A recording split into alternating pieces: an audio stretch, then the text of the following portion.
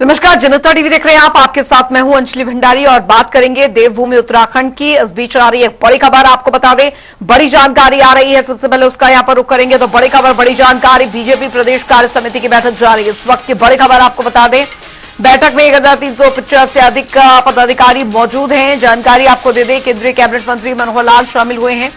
बड़ी जानकारी, सीएम धामी, प्रदेश अध्यक्ष महेंद्र भट्ट भी मौजूद। इस वक्त की बड़ी खबर आपको बता दें तो प्रदेश प्रभारी दुष्यंत कुमार गौतम भी मौजूद।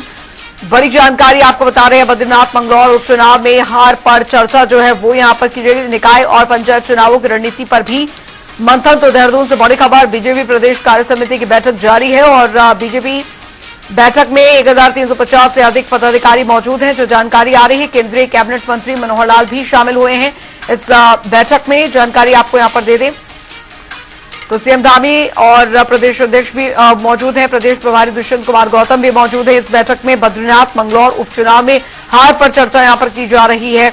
निकाय और पंचायत चुनावों की रणनीति पर मंथन जो है वो यहां पर किया जा रहा है। बीजेपी प्रदेश कार्य समिति की बैठक जारी है देहरादून में। इस वक्त की बड़ी खबर आपको बता दें, बैठक में 1350 से ज्यादा जो अधिकारी वो मौजूद हैं। ये इस वक्त की बड़ी खबर आपको बता दें, पदाधिकारी जो है वो मौजूद है बैठक में 1350 से ज्यादा। कैबिनेट मंत्री मनोहर लाल भी शामिल हुए हैं इस बैठक में। उत्तराखंड से भी 500 लोकसभा सीटें भारी अंतर से वहां से जीतकर गई। सभी कार्यकर्ताओं का धन्यवाद, जनता का धन्यवाद है। और आगे की जो योजनाएं हैं, संगठन की होने वाले कार्यक्रम हैं, उन सभी पर चर्चा हो। पूरे उत्साह और उमंग के साथ हमारे सारे कार्यकर्ता यहाँ से जोश का मंत्र लेकर जाएंगे, उत्साह का मंत्र लेकर है। वैसे हमारे संगठन का नियम है, जब कभी भी ऐसी बातें होती हैं तो जरूर हम लोग उसकी समीक्षा करते हैं। हार और जीत तो राजनीति में लगी रहती है, कभी हार कभी जीत। उसके कारण क्या है, ऐसा कोई गंभीर कारण नहीं है। जैसे विपक्ष के लोग बहुत ज्यादा उसको तूल दे रहे हैं, इतरा रहे हैं 2027 में हमारा भविष्य है कह रहे हैं, तो मुंगेरी लाल के सपने देखना किसी को मना नहीं है। 2027 में भी भारी बहुमत से भारतीय जनता पार्टी ही आएगी। क्या लोकल के इश्यू थे, क्या स्थानीय परिस्थितियां थी, क्या ऐसा हुआ, वो अलग बात है। उससे और संवाददाता नवीन शुक्ला देहरादून से हमारे साथ इस बीच जुड़ गए हैं जानकारी के साथ। नवीन, बेहद महत्वपूर्ण बैठक देहरादून में बीजेपी प्रदेश कार्य समिति की बैठक जारी है। फिलहाल क्या कुछ जानकारी मिल पा रही है, क्या कुछ विषयों पर चर्चा यहाँ पर की जा रही है इस बैठक में?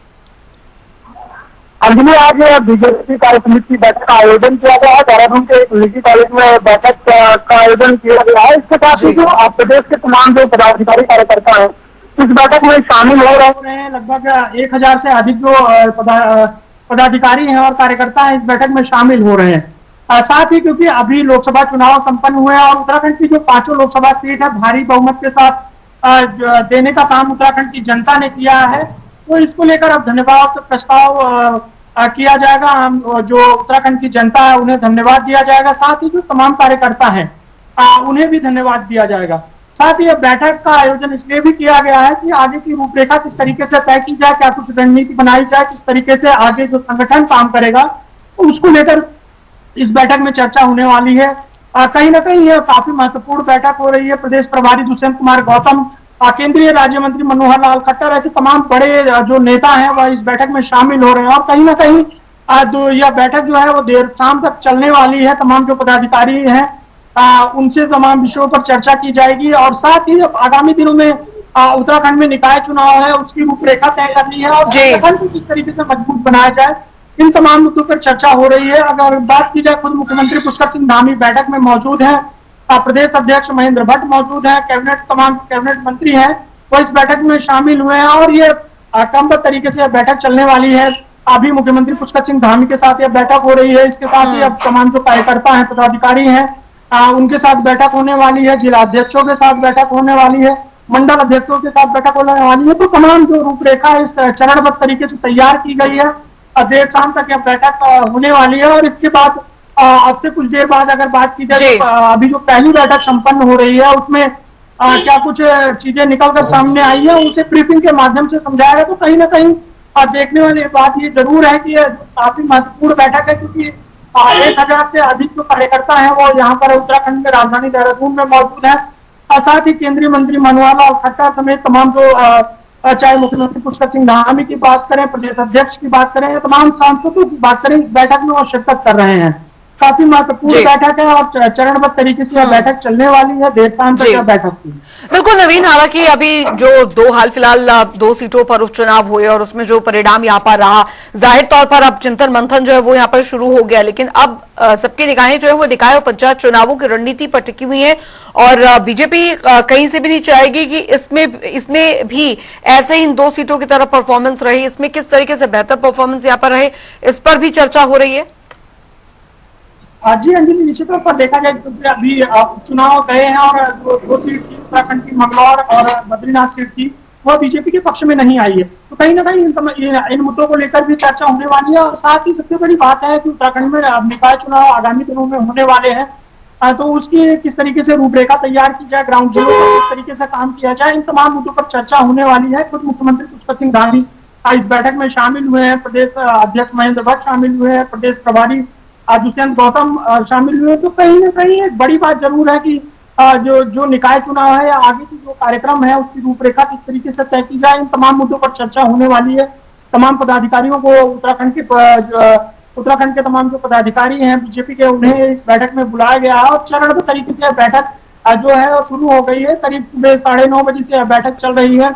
अभी मुख्यमंत्री पुष्कर सिंह धामी इस बैठक में शामिल हुए हैं। इसके बाद तमाम जो कार्यकर्ता पदाधिकारी हैं वह शामिल होंगे। केंद्रीय मंत्री मनोहर लाल खट्टर भी बैठक में प्रतिभाग करने वाले हैं। तो कहीं ना कहीं ये काफी महत्वपूर्ण होने वाला है और साथ ही उत्तराखंड में निकाय चुनाव है तो उसकी रूपरेखा किस तरीके से तय की जाए, इस पर भी चर्चा होने वाली है।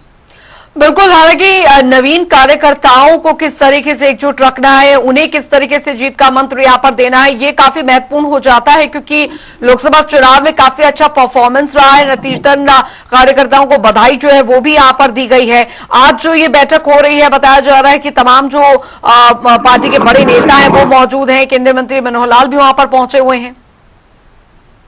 जी अंजलि, अगर देखा जाए तो कहीं ना कहीं जो बैठक को लेकर तमाम रूपरेखा तय करने का काम किया गया था, संगठन से लेकर सरकार तक यह बैठक काफी महत्वपूर्ण मानी जा रही है क्योंकि लोकसभा चुनाव के बाद यह उत्तराखंड में पहली बैठक, बड़ी बैठक हो रही है जिसको लेकर तमाम तैयारियां की गई थी। केंद्रीय मंत्री का उत्तराखंड दौरा भी हुआ है, मनोहर लाल खट्टर इस बैठक में शामिल हो रहे हैं और कहीं ना कहीं मुख्यमंत्री पुष्कर सिंह धामी इस बैठक में शामिल हुए, प्रदेश अध्यक्ष महेंद्र भट्ट इस बैठक में शामिल हुए। तो काफी महत्वपूर्ण मानी जा रही है क्योंकि लोकसभा चुनाव के बाद यह पहली बैठक है। कहीं ना कहीं उत्तराखंड की जो 5 लोकसभा सीटें जीती हैं उन तमाम जो कार्यकर्ता हैं उन्हें धन्यवाद दिया जाएगा, उत्तराखंड की जनता को धन्यवाद दिया जाएगा और इसके साथ ही निकाय चुनाव की जो रूपरेखा है, तमाम संगठन को किस तरीके से मजबूत बनाए, इन तमाम विषयों पर चर्चा होने वाली है। चरणबद्ध तरीके से बैठक हो रही है और देर शाम तक क्या बैठक चलेगी और क्या कुछ जो नतीजे हैं, क्या कुछ निकल कर सामने आएंगे, देर शाम तक अभी तमाम चीजें सामने आ जाएंगी। तो कहीं ना कहीं बैठक काफी महत्वपूर्ण है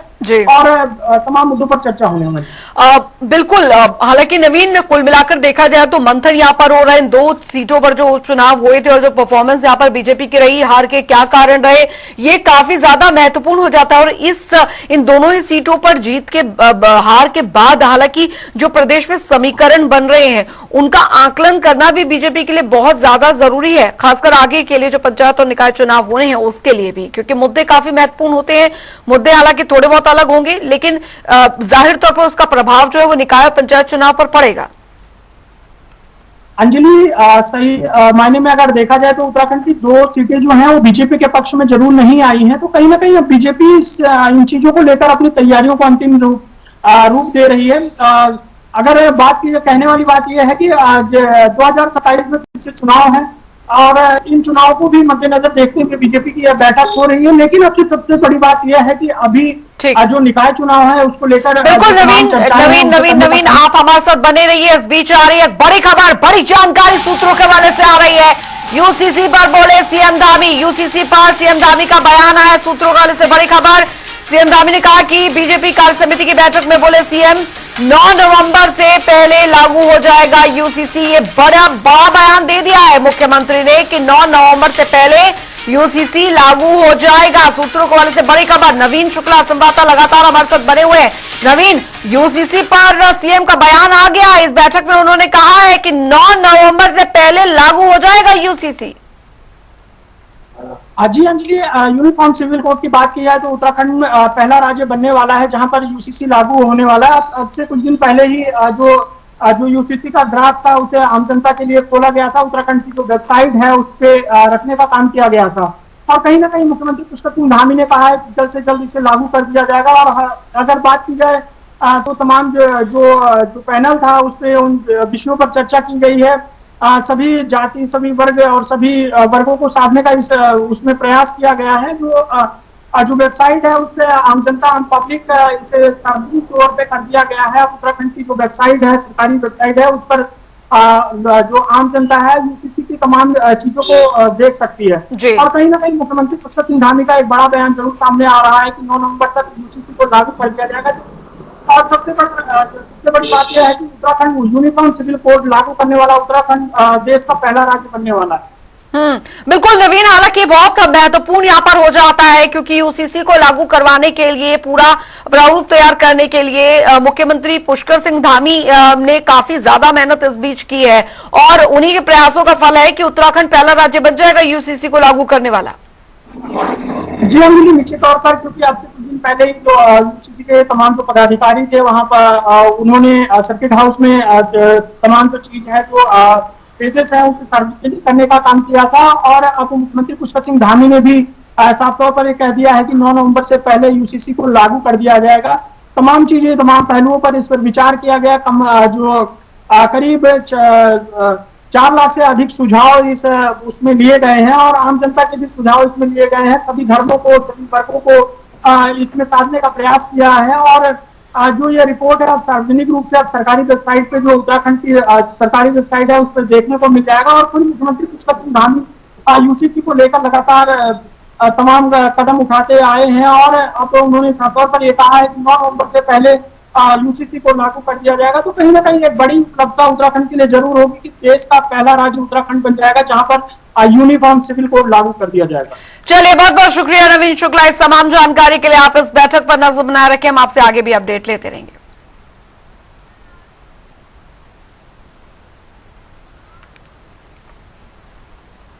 तो जम्मू कश्मीर के कठुआ में उत्तराखंड के 5 वीर सैनिकों शहीद हुए, जिनकी याद में उत्तराखंड पत्रकार महासंघ के बैनर तले संगठन से जुड़े अनेक पत्रकारों ने सामूहिक रूप से वृक्षारोपण किया। साथ ही शहीद जवानों के लिए 2 मिनट का मौन रखकर उनको श्रद्धांजलि दी। देखिए हमारे संवाददाता यशराज आनंद की खास रिपोर्ट। गांव पर लगेंगे हर वर्ष मेले, वतन पे मरने वालों का यही बाकी निशान।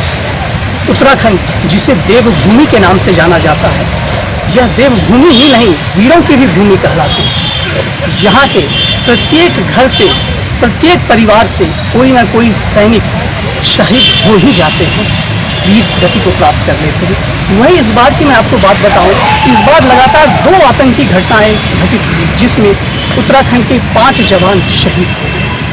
वहीं उत्तराखंड पत्रकार महासंघ के द्वारा शहीदों को सम्मान देने का एक कार्यक्रम रखा गया जिसमें 5 पौधे लगाए गए। ये देखिए मेरे साथ, ये पौधे इस तरीके से 5 पौधों का वृक्षारोपण किया गया। 5 पौधों को वृक्षारोपण करने के बाद एक पौधा और एक्स्ट्रा था। जब बातचीत की गई तो उन्होंने बताया कि यह पौधा जो है, आजकल जो ग्लोबल इन्वायरमेंट, ग्लोबल वार्मिंग का जो सिचुएशन चल रहा है, जो समस्याएं चल रही है, उसमें लोगों को जागृत करने के लिए कि लोग पेड़ लगाएं ताकि जो गर्मी पड़ रही है उत्तराखंड में, ये गर्मी से निजात मिले। सिर्फ उत्तराखंड ही नहीं, पूरे देशवासियों से यहाँ के पत्रकार एसोसिएशन के लोग अपील कर रहे हैं। आइए जानते हैं इनसे सबसे पहले कि क्या आखिर बात है। सर, सबसे पहले मेरा प्रश्न है कि आज आप लोग यहाँ पर 2 मिनट का मौन भी उठा रहे हैं, क्या था इसके पीछे का? जैसा कि आपको पता ही है कि उत्तराखंड के 5 जवान अभी हमारे शहीद हुए हैं कठुआ, जम्मू कश्मीर में, जो कि एक बहुत दुखद घटना है। साथ ही हमें इस बात पर गर्व भी है कि हमारे जो रणबांकुरे हैं उत्तराखंड के, वो हमेशा अग्रिम पंक्ति में रह करके देश की सेवा में अपना बलिदान देते रहे हैं और वही उन 5 जवानों ने भी किया है। तो उन्हीं की याद में यहाँ पर उत्तराखंड पत्रकार महासंघ के द्वारा आज वृक्षारोपण किया गया है। उन 5 शहीदों के नाम से 5 वृक्ष यहाँ गांधी पार्क में हम लोगों ने लगाए हैं। और मेरा सभी से ये कहना है कि वृक्षारोपण बहुत आवश्यक है। आजकल जिस तरीके से मौसम में परिवर्तन हो रहा है, ग्लोबलाइजेशन हो रहा है, तो उस स्थिति में हमको जो है अधिक से अधिक पेड़ लगाने चाहिए और कभी शहीदों की याद में लगाएं, कभी पर्यावरण दिवस पर लगाएं, कभी हरियाली पर्व पर लगाएं, हरेला पर्व पर लगाएं।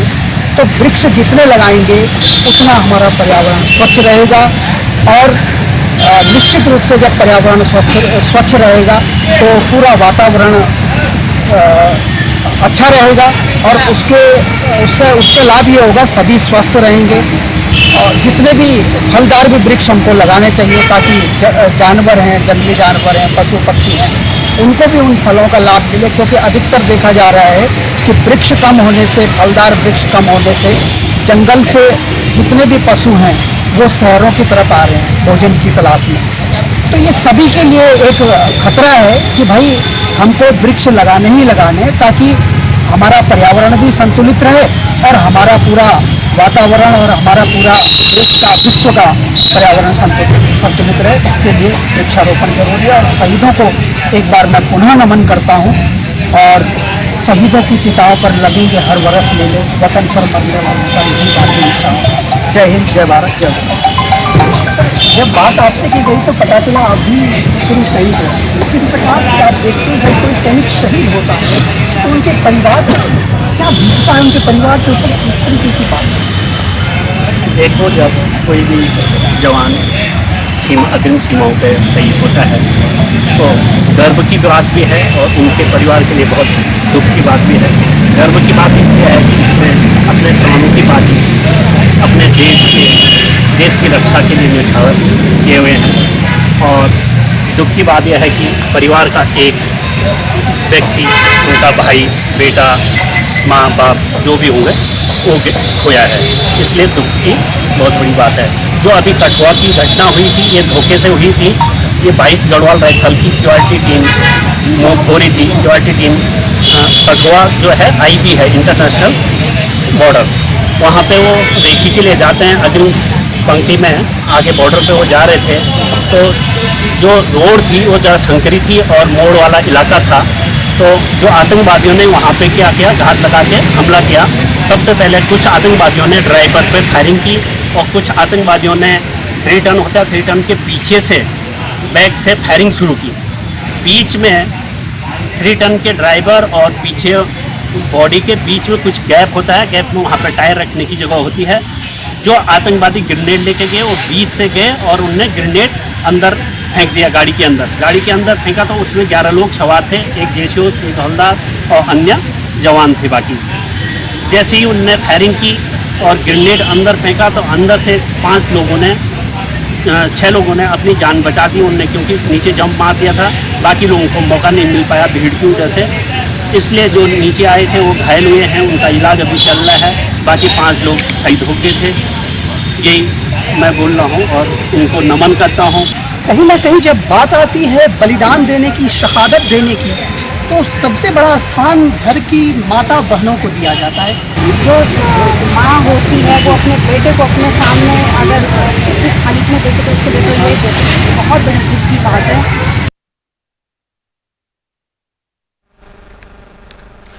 और चलिए रुक करेंगे खबरों की ओर। उधर आपको बता दें कि मानसून के दस्तक के बाद डेंगू और चिकनगुनिया की रोकथाम के लिए एनएचएम भी अब एक्शन मोड में आ गया है और इसी के चलते एनएचएम की मिशन निदेशक स्वाति सिंह भदौरिया ने अधिकारियों के साथ समीक्षा बैठक की। उन्होंने जानकारी देते हुए बताया कि अभी तक हमने कुल 4 लाख से भी ज्यादा घरों का निरीक्षण किया है और जिस भी घर में डेंगू या चिकनगुनिया का लार्वा पाया जा रहा है उसे फौरन नष्ट किया जा रहा है। उन्होंने कहा कि हमने इस बार 220 वॉलंटियर्स रखे हैं जो कि नगर निगम, स्वास्थ्य विभाग और ग्राम पंचायत की टीमों के साथ जाकर उनकी मदद कर रहे हैं, जिसके बदले उन्हें 628 रुपए की प्रोत्साहन राशि भी दी जाती है। इस बार हम लोगों ने काफी पहले से तैयारी भी शुरू कर दी है और हम लोगों ने बैठक भी ले ली है, उसमें उनको इंस्ट्रक्शंस भी जरूरी जारी कर दी हैं और एक रिव्यू भी किया जा चुका है। तो अब तक हमारे राज्य में कुल 4 लाख से भी अधिक हाउसेस को सर्च किया जा चुका है जिसमें कि कोई लार्वा आदि ना पाया गया हो और उन जो भी लार्वा पाए जाते हैं उनको डिस्ट्रॉय भी किया जाता है उसी समय। और साथ में इस बार हम लोगों ने 220 वॉलंटियर्स भी रखे हैं, जो कि हमारी जो हेल्थ की टीम्स हैं, नगर निगम और ग्राम पंचायतों की टीम्स हैं, उनके साथ जाकर इस काम में उनकी मदद भी करती है। उनको इनफैक्ट 628 रुपए का एक ऑनरेरियम भी दिया जाता है। वो टेम्परेरी 2-3 महीने जो हमारे हाई डेंगू सीजन है उसके लिए रखा भी जाता है उन्हें। तो वो वाला कार्य भी वो बहुत ही अच्छे ढंग से कर रहे हैं। और इसके अलावा जो आइसोलेशन बेड्स हैं वो हमारे सभी हॉस्पिटल्स में लगा लिए गए हैं विद प्रॉपर प्रिपरेशन। सभी दवाइयां इंश्योर कर ली गई हैं, सभी जगह पे अवेलेबल हो। इस बीच रुक करेंगे एक बड़ी खबर की और बड़ी जानकारी आ रही है, वो आपको बता दें। तो बड़ी खबर, बड़ी जानकारी इस बीच आ रही है।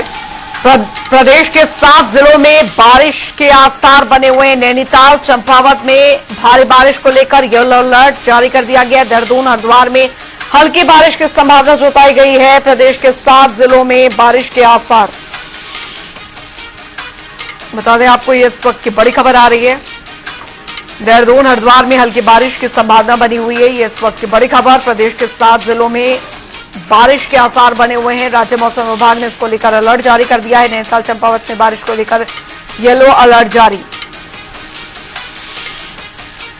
तो प्रदेश के 7 जिलों में बारिश के आसार बने हुए हैं। ये इस वक्त की बड़ी खबर आपको बता दें। नैनीताल, चंपावत में बारिश का येलो अलर्ट। देहरादून, हरिद्वार में हल्की बारिश की संभावना बनी हुई है। बड़ी खबर आपको बता रहे हैं देहरादून से।